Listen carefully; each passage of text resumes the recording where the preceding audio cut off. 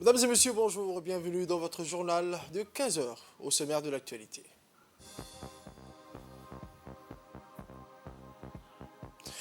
La grande majorité des pèlerins djiboutiens sont à la Mecque.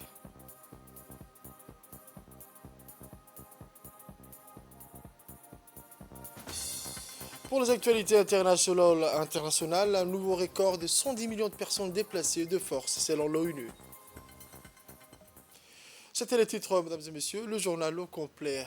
Une déclaration faite hier par le porte-parole du département d'État américain, M. Matthew Miller. Les États-Unis félicitent chaleureusement le président djiboutien, M. Ismaël Omar Guelleh, pour son élection à la présidence de l'autorité intergouvernementale pour le développement lors du sommet des l'IGAD qui s'est tenu le 12 juin 2023 à Djibouti, a dit en substance le porte-parole du ministère américain des Affaires étrangères. M. Matthew Miller remis ensuite à profit cette déclaration pour louer les efforts sans cesse contenus entrepris par l'organisation régionale pour mobiliser des réponses efficaces aux crises de la Corne de l'Afrique, y compris la sécheresse en cours et d'autres catastrophes naturelles. Nous reconnaissons et saluons également le rôle de plus en plus actif de l'IGAD dans la résolution des conflits dans la région, a-t-il poursuivi. Les États-Unis se réjouissent de la perspective de continuer à travailler en étroite collaboration avec le président Guelleh et l'IGAD pour promouvoir la paix, la prospérité ainsi que l'intégration et le développement régionaux en Afrique de l'Est, a dans cette déclaration noté aussi le porte-parole du département d'État américain. Autre actualité nationale, le 14e sommet des chefs d'État et de gouvernement des pays de l'IGAD qui s'est tenu lundi à Djibouti a débouché sur une série importante de résolutions appelées à enregistrer des résultats rapides dans la quasi-totalité des défis majeurs propres à cette partie du monde. Dans un communiqué publié à l'issue de ces sommets, l'IGAD annonce d'emblée l'élection du chef de l'État djiboutien, son Excellence Hadj Ismaël Omar Guelleh, à la tête de sa présidence tournante. Ce document procède ensuite à l'énoncé des mesures et décisions prises dans les thématiques cruciales et que sont la paix et la sécurité, la prévention et la lutte contre les conséquences du phénomène des changements climatiques, mais aussi l'adoption de réformes censées accroître le niveau d'autonomie et de réactivité de l'organisation. En matière de paix et de sécurité, l'IGAD dédie sa préoccupation majeure actuelle à la crise au Soudan, indique le communiqué, faisant état d'un carré présidentiel nouveau que l'organisation affecte à la médiation de ce dossier. Les 4 chefs d'État investis dans cette affaire sont, est-il dit, appelés à réussir le principe d'une réunion rapide avec les 2 principaux protagonistes de la crise soudanaise. Leur médiation doit déboucher aussi sur l'ouverture définitive du corridor humanitaire et de pourparlers en vue d'un accord négocié, est-il également précisé. D'après le communiqué de l'IGAD, l'organisation régionale adjointe aussi à la problématique somalienne au registre de ses préoccupations majeures en matière de paix et de sécurité. À ce sujet, l'IGAD est-il indiqué est favori à une levée d'embargo sur les armes en Somalie en vue d'une capacité plus fournie de ce pays à venir à bout des terroristes Al-Shabaab. La prévention des conséquences liées au phénomène de changement climatique a constitué un autre champ de délibération sur lesquels l'IGAD a adopté aussi des décisions stratégiques. Ce volet de réforme a essentiellement été marqué par l'instauration d'un mécanisme de coordination de sécurité climatique avec l'Union africaine et les États-Unis et par la mise en place d'une stratégie régionale globale visant à accroître le niveau de résilience des pays de l'IGAD face au cycle de déstress et d'épisodes douloureux propres à cette région sous l'effet d'inondations, des sécheresses et des conflits intercommunautaires nés de la raréfaction des ressources. Dans ces délibérations relayées par le communiqué final, l'IGAD fait état également d'un round de réformes adoptées dans le domaine relatif à la modernisation de sa structure interne. Il s'agit là des décisions censées conférer un dispositif administratif, juridique et financier de nature à inscrire le travail de l'organisation dans l'autonomie et la continuité. L'adoption d'un traité gage de clarté procédurale élaboré sur le principe d'instruments modernes de droit et l'instauration d'une plus grande souscription des pays membres aux cotisations de l'organisation sont les réformes les plus emblématiques entérinées dans ce volet lié à l'amélioration des dispositions structurelles de l'IGAD. La majorité des pèlerins djiboutiens est arrivée à la Mecque pour accomplir les Hajj. Un document de reportage dans les prochaines éditions sur les prochains aux terres saintes ainsi que les dispositifs actuels mis en place par le ministère des Affaires musulmanes et des biens Waqf à travers le comité d'organisation du Hajj 2023. Nous allons voir ce document de reportage dans les prochaines éditions. Le ministre des Affaires étrangères de Djibouti et de la coopération internationale, son Excellence M. Mahmoud Ali Youssouf et son homologue du Soudan du Sud, honorable Dendo Den Malek, ont signé aujourd'hui, en marge du 14e sommet ordinaire des chefs d'État et de gouvernement des Ligades, un accord cadre de coopération générale visant à renforcer et à approfondir les relations bilatérales entre les deux pays. Cet accord, qui intervient à un moment crucial pour la région, témoigne de l'engagement ferme des gouvernements de Djibouti et du Soudan du Sud à promouvoir la paix, la stabilité et le développement économique dans la Corne de l'Afrique. Il s'agit là d'un jalon important dans les relations entre les deux pays, ouvre de nouvelles perspectives de coopération mutuellement bénéfiques. Cet accord cadre de coopération générale marque le début d'une nouvelle ère de partenariat solide entre Djibouti et le Soudan du Sud. Autre actualité de ce journal, le ministre de la Défense chargé des relations avec le Parlement, son Excellence M. Hassan Omar Mohamed Burhan, et le chef d'état-major général des armées, le général de corps d'armée, le général Zekri Cheikh Ibrahim Bor, ont reçu en visite de courtoisie ce matin à la Direction générale des relations internationales de l'armée djiboutienne, le nouveau directeur de la force en attente de l'Afrique de l'Est, le général de brigade Paul Djema. La rencontre a commencé par les salutations et les présentations militaires d'usage. À l'issue, le directeur de l'ISF, dans son intervention, a directement salué la contribution significative de la République de Djibouti.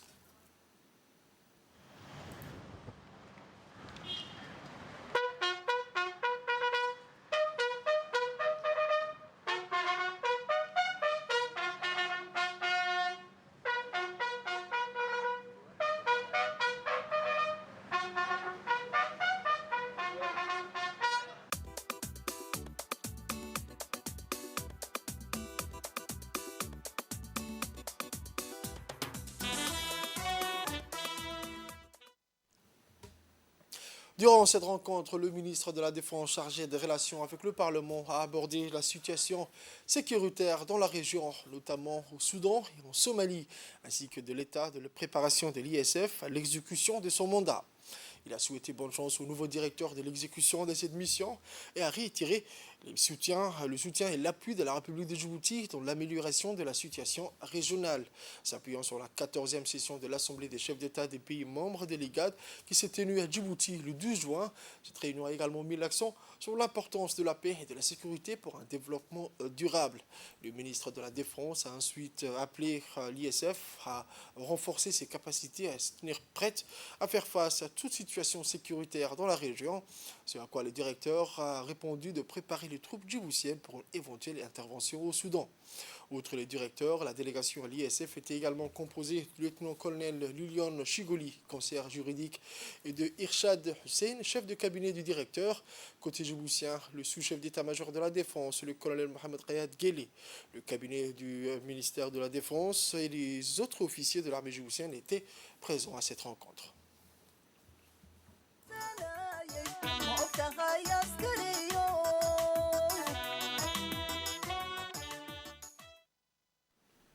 Le ministre de l'Environnement et du Développement durable, en collaboration avec le programme des Nations Unies pour l'environnement et l'Organisation régionale pour la conservation de l'environnement de la mer Rouge et du golfe d'Aden, a organisé aujourd'hui au Palais du Peuple un atelier de consultation pour la mise en œuvre de la phase préparatoire du projet exploitation des services écosystèmes et transition vers une économie bleue durable de la mer Rouge et du golfe d'Aden.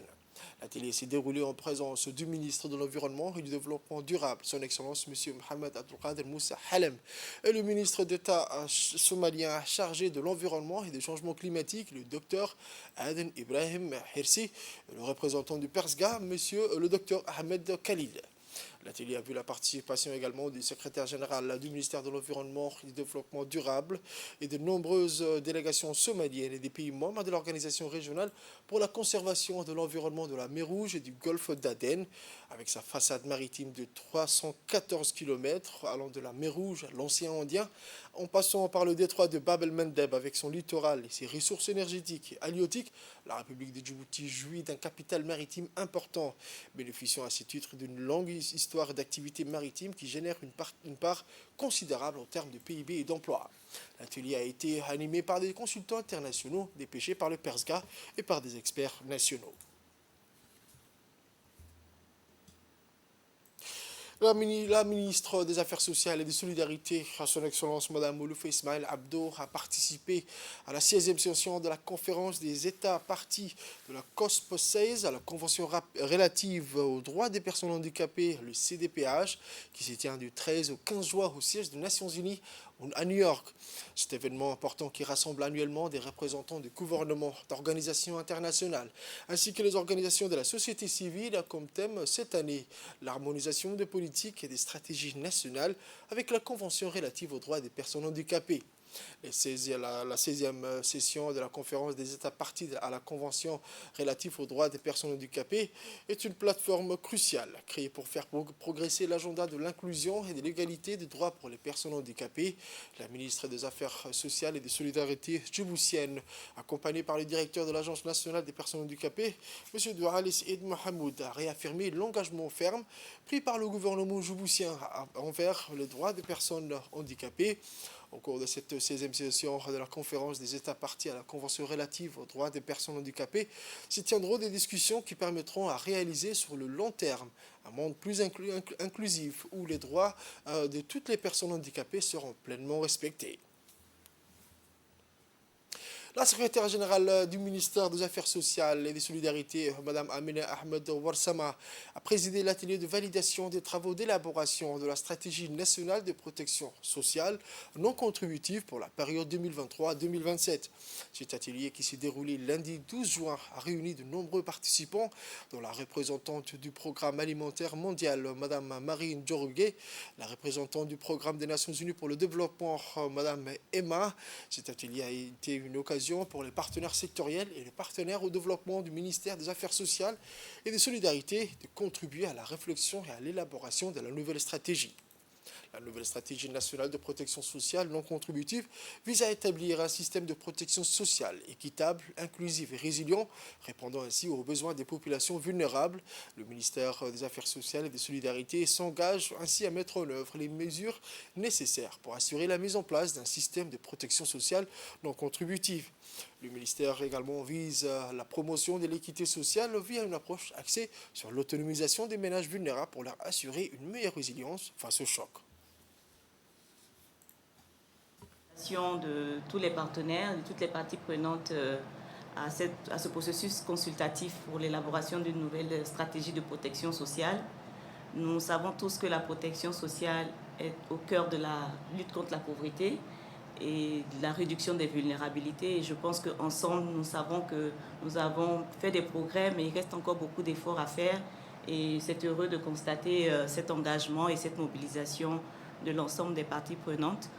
Nous avons pris le pari d'avoir un processus consultatif et inclusif. Merci au MAS de réussir ce pari, d'avoir un vrai processus consultatif et inclusif. Et je ne peux que me réjouir en tant que PNUD. Et nous avons joint nos efforts au niveau du système des Nations Unies et je pense que c'est ensemble que nous pouvons progresser plus vite. Cette nouvelle approche stratégique témoigne de l'engagement du PAM envers les populations, non seulement pour sauver des vies, mais aussi pour appuyer les transformations sociétales profondes et durables. Dans ce cadre, la formulation de la nouvelle stratégie nationale de protection sociale offre au gouvernement l'opportunité de redéfinir les priorités d'État djiboutien en matière de protection sociale en soutenant les catégories les plus vulnérables de la population et en caractérisant un cadre institutionnel réunissant toutes les conditions vers une automatisation et un futur plus brillant. On écoute un extrait de l'intervention du directeur général de l'UNAP, M. Chamarquet.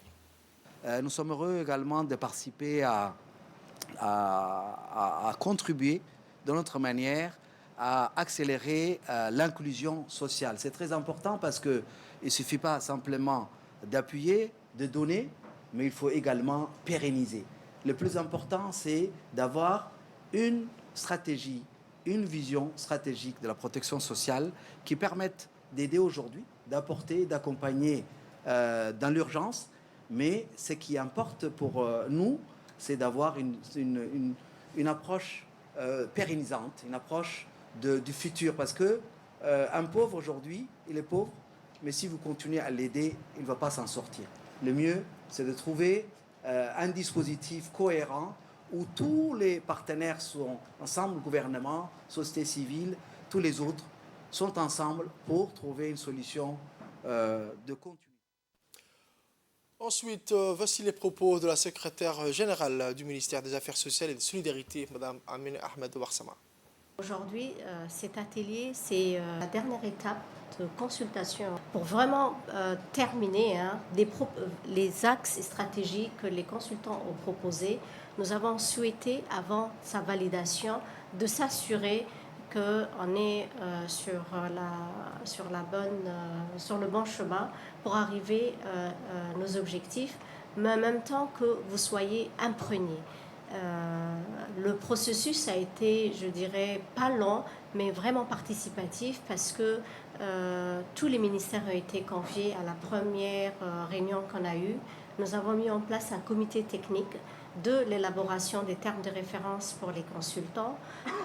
Nous avons aussi travaillé sur la méthodologie, partagé la méthodologie, partagé des questionnaires avec l'ensemble des parties prenantes dans le domaine de la protection sociale pour recueillir le maximum d'informations.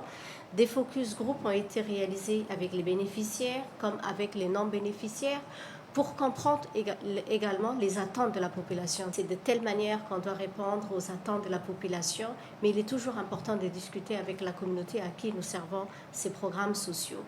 Chaque département a sa stratégie, mais il faut qu'elle soit une stratégie opérationnelle, facile à mettre en œuvre, assez réaliste en termes d'atteinte des objectifs, mais également des indicateurs. Donc c'est pour ça aujourd'hui vous êtes conviés et je vais ouvrir cet atelier de consultation et espérer que vous allez vraiment contribuer pour que après l'appropriation ou la mise en œuvre soit beaucoup plus fluide et facile pour les ministères des Affaires sociales et de Solidarité. Toujours dans l'actualité nationale, un important atelier portant sur le projet Zéro Bidonville s'est tenu ce matin dans la salle du Palais du Peuple, organisé par l'ARELOS sous l'égide du ministère de la Ville, de l'Urbanisme et de l'Habitat. Cet atelier porte sur l'amélioration et le développement urbain de la zone Djagabodor. Cet atelier a vu la participation des membres du gouvernement, notamment Mme Amina Abdi, ministre de l'Habitat, M. Ilyas Moussa Dewale, ministre des Finances chargé de l'Industrie, Mme Mona Ousmane Adan, ministre de la Femme et de la Famille, mais aussi du ministre Kassim Haroun, ministre délégué chargé de la décentralisation. L'atelier a vu également la présence des hauts cadres de l'agence ARELOS, les partenaires internationaux et nationaux du projet Zéro Bidonville, mais aussi les représentants de la société civile. L'objectif de cet atelier est de mobiliser l'ensemble des acteurs politiques, mais aussi civils, ainsi que le partenaire technique et financier autour du projet Zéro Bidonville afin d'accélérer ce processus d'urbanisation respectant les normes relatives à ce dernier.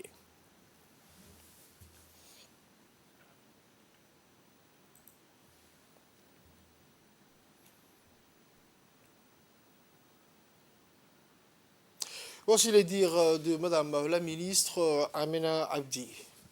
Comme vous le savez, le quartier 7 de Djagabolouk fait partie des 13 quartiers qui ont été donc identifiés comme étant des zones d'habitat précaire qu'il faudrait restructurer. Il y a un certain nombre d'activités qui ont été réalisées avec l'ensemble des ministères, mais aussi avec la population, pour définir quels étaient les types donc, de travaux à faire et qu'est-ce qui était la priorité de la population. Nous sommes arrivés aujourd'hui au terme de ce travail d'étude et d'identification des besoins et donc aussi vous êtes mis d'accord sur un certain nombre de choses à faire. La première problématique à régler dans ce quartier, c'est la problématique de l'accès. C'est d'ouvrir des voiries, des voies qui permettent que les parcelles soient desservies par les transports et par les véhicules. La deuxième problématique qui a été identifiée dans ce quartier, c'est la problématique des inondations et d'évacuation des eaux pluviales. Là aussi, il y a des solutions qui sont apportées. La troisième problématique qui a été identifiée, qui n'est pas des moindres, c'est le manque d'infrastructures et d'équipements. Donc, il y a un certain nombre d'équipements, tels que le CDC, le marché, donc des espaces aussi de loisirs, des espaces de récréation qui vont être créés. Et je pense que l'ensemble des préoccupations de la population a été prise en compte. Aujourd'hui, nous allons démarrer les travaux, mais pour que ces travaux puissent s'exécuter, il faut que la population s'approprie ce qui est en train de se faire. C'est un plus pour vous et il ne s'agit pas uniquement de réaliser les choses, mais en même temps, il faut que la population en profite. Comment elle va profiter? C'est parce qu'il y a de la création d'emplois. Il y aura des gens qui vont être recrutés. Il y aura de la formation aussi qui va être adressée aux jeunes pour qu'ils puissent prendre part à ce qui se fait dans le quartier. C'est dans la journée du lundi 12 juin 2023 que la garde-côte djiboutienne et la Marine nationale ont lancé une opération massive de recherche et sauvetage en mer à la suite de la disparition d'une vedette de plaisance dont le dernier a été signalé au large du Corangar. La vedette de plaisance avec à son bord 3 Djiboutiens revenus d'une séance de pêche récréative aux îles des Sept Frères quand tout contact a été perdu avec ses occupants. Plusieurs patrouilleurs de la garde-côte djiboutienne et de la Marine nationale ont été aussitôt engagés dans l'opération de recherche et sauvetage appuyée par une surveillance radar. L'opération a duré toute la nuit dans une météo très instable, des vents forts et une mer extrêmement agitée qui ont compliqué les activités des équipes engagées dans une course contre la montre pour porter assistance à la vedette et ses occupants. Heureusement, tôt le matin du mardi 13 juin 2023, vers 8h00, le patrouilleur P06 de la garde-côte djiboutienne a réussi à localiser la vedette de plaisance qui avait dérivé dans les eaux internationales du golfe d'Aden. Les 3 occupants étaient sains et saufs, ne souffrant que d'une extrême fatigue et choqués par l'expérience mouvementée qu'ils ont traversée. La vedette et ses occupants ont été remorqués à bon bord. Selon les premiers éléments de l'enquête, la vedette a été victime d'une pénurie d'essence qui a été aggravée par un fort coup de vent qui l'a fait dériver et perdre sa trajectoire. La garde-côte djiboutienne rappelle aux usagers de la mer de veiller à respecter les mesures de sécurité en mer, surtout en cette période de fort vent, et rester à leur disposition 24 heures et 7 jours sur 7 avec le numéro d'urgence gratuit, le 1500. Pour les actualités internationales, je vous le disais dans le titre, le monde compte 110 millions de personnes qui ont été forcées de fuir leur foyer, a relevé mercredi 13 juin l'ONU, qui voit dans ce nombre record un réquisitoire contre l'état du monde. Les récents combats au Soudan ont encore aggravé une situation déjà rendue extraordinaire en 2022 par la guerre en Ukraine ou la crise humanitaire en Afghanistan. Jamais le nombre total de réfugiés fuyant leur pays ou de personnes déplacées à l'intérieur de leur pays n'avait atteint un tel record, a souligné le Haut Commissariat pour les réfugiés de l'ONU dans son rapport annuel. À la fin de l'année dernière, 108 millions de personnes étaient déplacées ou réfugiées, a précisé le HCR. Ce sont 19,1 millions de personnes de plus qu'à la fin 2021, une augmentation sans précédent. Et le combat entre les factions rivales au Soudan a propulsé le nombre total des réfugiés et déplacés à environ 110 millions de personnes en mai. C'est tout pour ce journal de 15 heures, mesdames et messieurs. Merci à vous de l'avoir suivi. Et restez avec nous pour la suite du programme sur Télé Djibouti.